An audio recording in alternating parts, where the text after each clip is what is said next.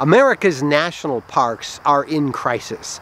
Because of neglected maintenance, there is a $12 billion backlog in basic repairs that need to be done to the infrastructure of our national park system. What can you do about it? Well, that's the subject of this week's Interview of the Week.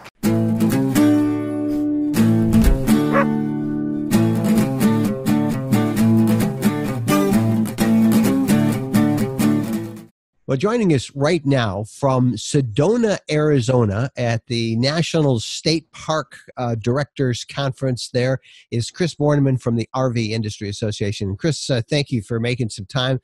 Wow, you got a beautiful background there. Those red rocks, Sedona, we all love those. You can't beat this. I got the best office today. You do. So, Chris, we're talking about national parks and this backlog of almost $12 billion. What does that, why should the typical RVer be concerned about this? I mean, we all love our national parks, but $12 billion bucks. Help us understand why we have a stake in this too. Absolutely, Mike. So right now it's almost $12 billion just at the National Park Service alone, and it's closer to $16 billion within all of the Department of Interior assets. And so, at a time when the RV industry is growing at record levels, and RV overnight stays at the National Park Service has been declining from over 4 million overnights in the early 1980s to only 2.5 million overnights in 2017 due to outdated infrastructure, deferred maintenance needs, and limited RV camping ability.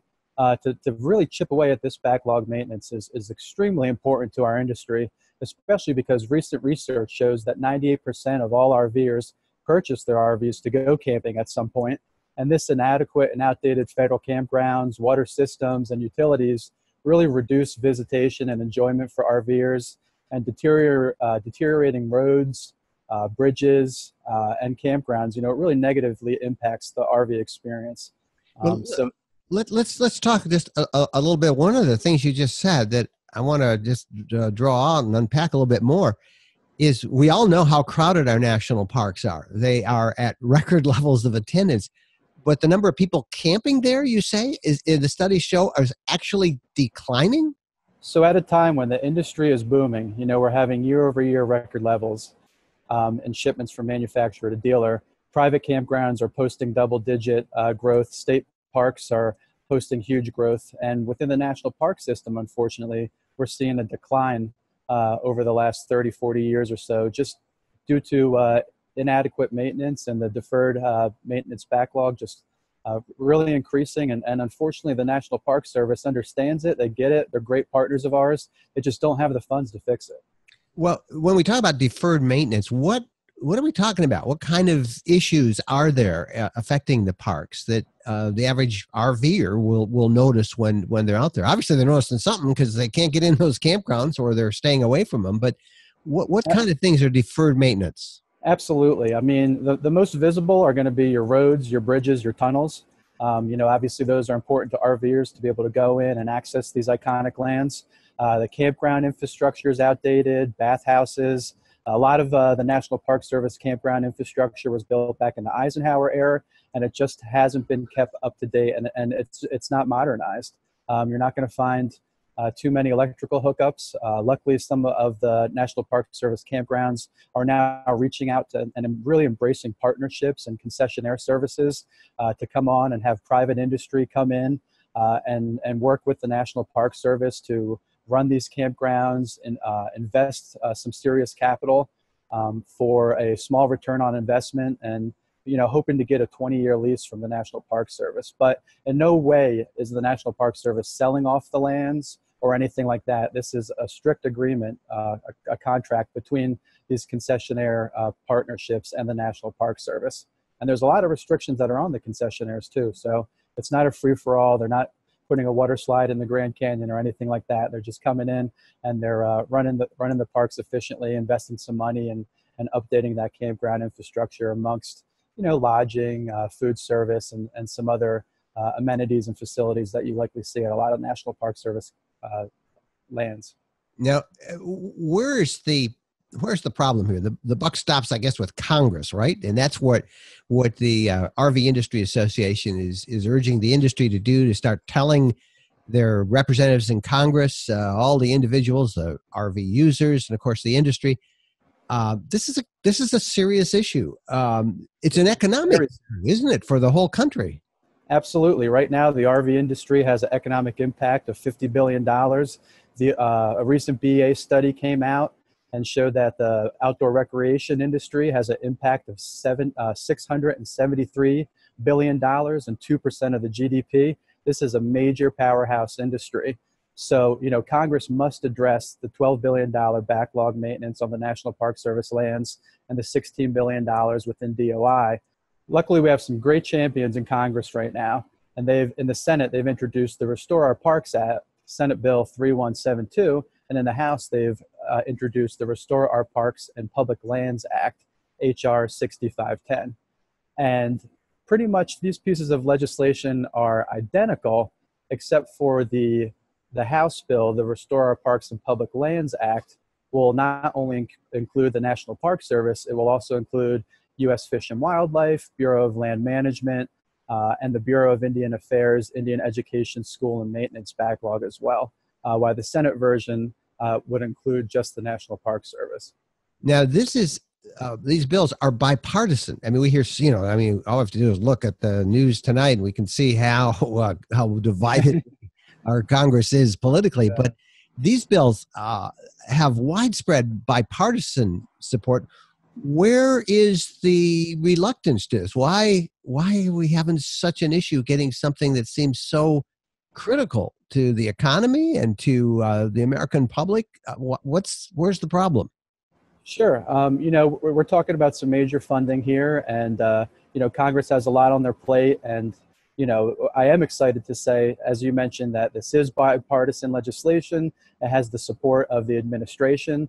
There's about over 100 congressmen and women that have co-sponsored the House bill, and there are about 30 senators that have co-sponsored the Senate bill.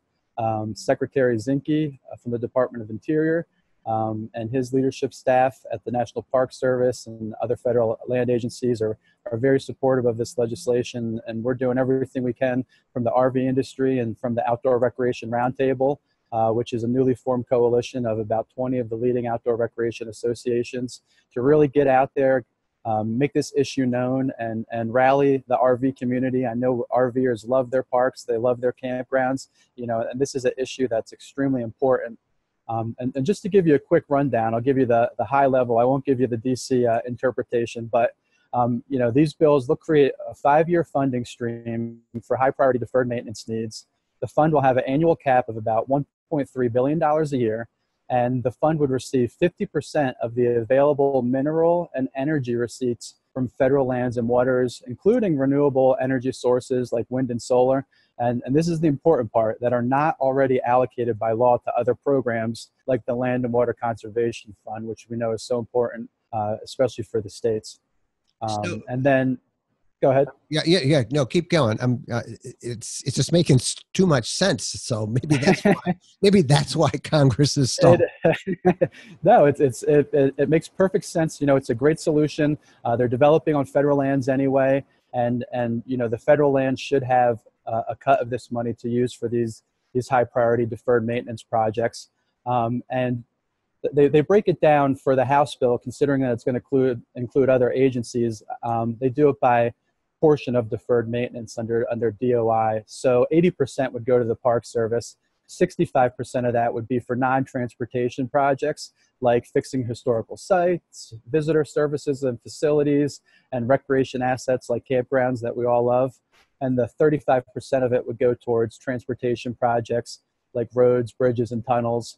And then out of that 100%, 80% goes to National Park, 10% goes to U.S. Fish and Wildlife, 5% goes to BLM, and the other 5% will go to the Indian Education, School, and Maintenance backlog. So let's get to how we can help. I will put links on the show notes for our podcast and in the description for our RV Lifestyle channel here on YouTube. Fantastic. Talk you have and we'll put this link, it's right on the RV Industry Association page, website. talk about this, how we can urge our members of Congress. It doesn't take a lot of time. You can actually fill out a form, walk through that process a little bit. It's an extremely simple process. We have an action alert out right now on rvact.org. That's rvact.org. And we're urging the RV community to reach out to their members of Congress and ask for their support and to co-sponsor this bill. You know, anybody that loves RVing, loves camping, loves being outdoors, loves to visit our iconic national parks and all our federal lands and waters, we need your help. Now's the time. We're gaining a lot of traction in Congress right now. We have the support of the administration. Now's the time to reach out and really encourage your members of Congress to support this bill. Let's get it. Let's get a hearing. Let's get it out of committee, and let's get it done. Well, I'm going to put, again, a link to it's RV Act. People can, there's a form, you fill in your name, your email, your address, and then it walks you right through where you can get directly to your representative in Congress. Well, Chris, we will follow up with you a little later on in the year to see how this all works. I want to thank you for making some time. And I know our audience is just going to zoom right in on what their priorities are. We love our national parks. And we're honest about it. We know that they have fallen on some pretty hard times. This will do a great job in stopping it. Chris Bornemann, thank you so much for joining us from the RV Industry Association. Mike, I want to thank you, and I want to thank all of your listeners and viewers. Really appreciate your support. Thank you so much. Please visit rvact.org. Thank you.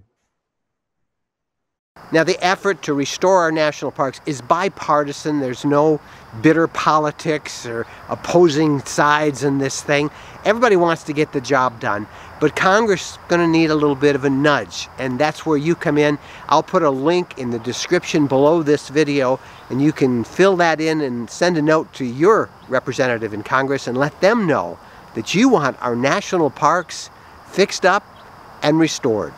I'm Mike Wendland. Thanks for watching the Interview of the Week. Don't forget to listen to our podcast and subscribe, of course, to our RV lifestyle videos right here on YouTube. Thanks for watching.